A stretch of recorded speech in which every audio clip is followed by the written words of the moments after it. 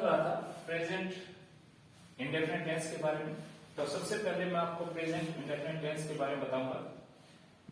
वैसे तो ये चीज कॉमन है, आप सब अच्छी तरह जानते हो, लेकिन फिर भी मैंने आपकी फैसिलिटीज के लिए, सुविधाओं के लिए इस चीज को रख दिया था कि आप अपने माइंड में इसको रख सके।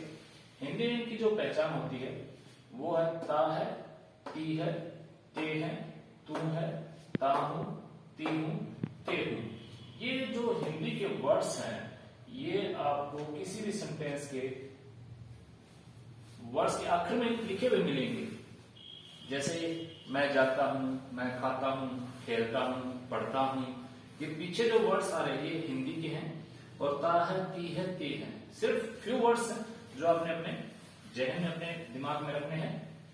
इसमें जो हेल्पिंग वर्ब्स यूज होगी, यानी इस टेंस के अंदर जो हेल्पिंग वर्ब्स लगनी है वो मैंने यहां पर मेंशन कर दी है। फर्स्ट डू है और सेकंड डज है। जो डू है ये प्लूरल है और जो डज है ये सिंगुलर है। इस टेंस में मींस प्रेजेंट इंडेफिनिट टेंस में जो है फर्स्ट फॉर्म यूज होती है, हमेशा फर्स्ट फॉर्म यूज होती है इसके अंदर, आप जानते हो अच्छी तरह से। और वो फर्स्ट फॉर्म होगी वर्ब की first form plus S R E S. इनका बहुत योगदान रहेगा। यदि आपका जो सब्जेक्ट है वो प्लूरल फॉर्म में है, आई वैसे तो काउंटिंग होती है इसकी सिंगुलर फॉर्म में, लेकिन इस टेंस के अंदर इसको प्लूरल फॉर्म में बोला जाता है, इसकी काउंटिंग होती है। आई, वी, यू, दे और प्लूरल नाउन के लिए आपने सिर्फ वर्ब की फर्स्ट फॉर्म का यूज करना है। सिर्फ वर्ब की फर्स्ट फॉर्म आपने यूज करनी है, आई, वी, यू, दे और प्लूरल नाउन। तो उस वक्त आपकी सिर्फ वर्ब की फर्स्ट फॉर्म लगनी है, इतना ध्यान रखना आपने। सेकंड, यदि आपका जो सब्जेक्ट है ही, सी, इट या सिंगुलर नाउन, कोई भी सिंगुलर नाउन है या कोई किसी टाइप का नाम दे रखा है, राम, श्याम, सीता, गीता, कुछ भी हो सकता है नाम दे रखा है, तो वहां पर आपने वर्ब की फर्स्ट फॉर्म प्लस एस या ईएस लगाना है। यानी इसके अंदर तो लगना है आपका फर्स्ट फॉर्म और इसमें लगना है आपका एस या ईएस। यहां पर मैंने कुछ एग्जाम्पल लिखे हैं। फर्स्ट एग्जाम्पल मैंने लिखा राम प्लेज फुटबॉल। अब जो प्लेज है ये यहां पर एस लगाया मैंने, वो इसलिए लगाया है एस क्योंकि पहली बात ये राम थर्ड पर्सन है, ठीक है। थर्ड पर्सन के साथ हमेशा वर्ब की first form in present indefinite tense में आपने यूज करती। और साथ में जो ये वाई दे रखा है, वाई क्या है, कॉन्सोनेंट। तो कॉन्सोनेंट जब लास्ट वर्ड आपका कॉन्सोनेंट होता है और यहाँ पर कोई थर्ड पर्सन दे रखा है तो आपने सिर्फ एस यूज करना है। तो ये हो गया Ram plays football, Ram plays football. Clear? ये बहुत ही आसान है, कोई प्रॉब्लम नहीं है। सिर्फ 2 बार प्रैक्टिस करोगे, सेंटेंसेस को बोलोगे अपने फ्रेंड्स के साथ, फैमिली मेंबर्स के साथ में, क्लियर हो जाएगा।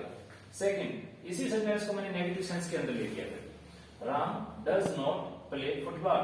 अब यहां पर एस लगा था, लेकिन मैंने यहां पर जो डज हेल्पिंग वर्ब है वो इनके साथ आनी है, जो ही, सी, इट है या सिंगुलर नाउन है या कोई नाम है, इनके साथ आनी। तो मैंने यहां पर डज यूज किया क्योंकि ये सेंटेंस नेगेटिव हो गया, और जब ये सेंटेंस नेगेटिव हो गया है तो नेचुरली बात है वहां सिर्फ वर्ब की फर्स्ट फॉर्म यूज होगी, कोई एस या ईएस यूज नहीं होगा। भूल कर भी एस या ईएस नहीं लगेगा जब आप डज का प्रयोग कर रहे हो, क्योंकि यहां पर ये सेंटेंस नेगेटिव बन चुका, इतना ध्यान रखना। नेक्स्ट, फिर मैंने जो हमारे प्लूरल, हमारे जो पर्सन दे रखे हैं, यहां पर कुछ सेकंड पर्सन भी है, थर्ड पर्सन भी है, लेकिन प्लूरल फॉर्म के अंदर दे रखे हैं।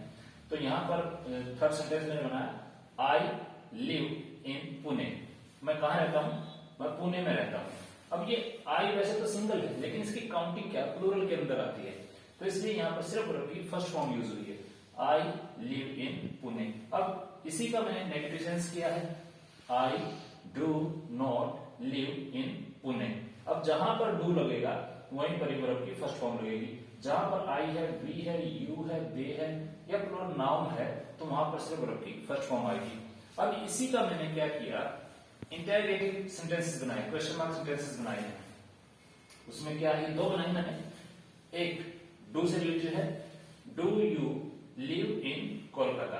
अब ये यू हमारा सब्जेक्ट है, लेकिन हमारी हेल्पिंग वर्ब जो है वो सब्जेक्ट से पहले आई हुई है, तो जहां पर भी डू लगेगा वहीं पर वर्ब की फर्स्ट फॉर्म यूज होगी। ये हमारी वर्ब है, फर्स्ट वर्ब, ठीक है। ये हमारा अदर वर्ड्स या आप इसको ऑब्जेक्ट भी बोल सकते हो, ठीक है। फिर इसी से रिलेटेड जो हमारे थर्ड पर्सन दे रखे हैं, डज ही प्ले हॉकी। अब यहां पर मैंने डज लगाया, ये हेल्पिंग वर्ब है, ये हमारा सब्जेक्ट है, पर जो हमारी हेल्पिंग वर्ब वो सब्जेक्ट से पहले आई है, तो ये हमारी वर्ब की फर्स्ट फॉर्म होगी। अब यहां पर मैंने कोई एस नहीं लगाया है। अब एक बात सोचने वाली बात है कि ये इतने इजी फॉर्म में होते हैं कि इनके पहचान हर सेंटेंस के अंदर एक मोटे मोटे वर्ड्स के रूप में आपको मिलेगी।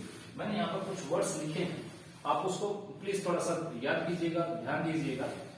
है काफी, लेकिन लिखे मैंने कुछ हैं। Always, often, something, generally, daily, everyday, any habit, किसी की भी हैबिट हो सकती है, या यूनिवर्सल ट्रूथ दे रखा है, या ट्वाइस अ डे है, ट्वाइस अ वीक है, या डू, डज, डिड दे रखा है, या मोडाल्स है। इन सभी के साथ में, यानी इन के साथ में तो हमेशा वर्ब की फर्स्ट फॉर्म आती ही आती है।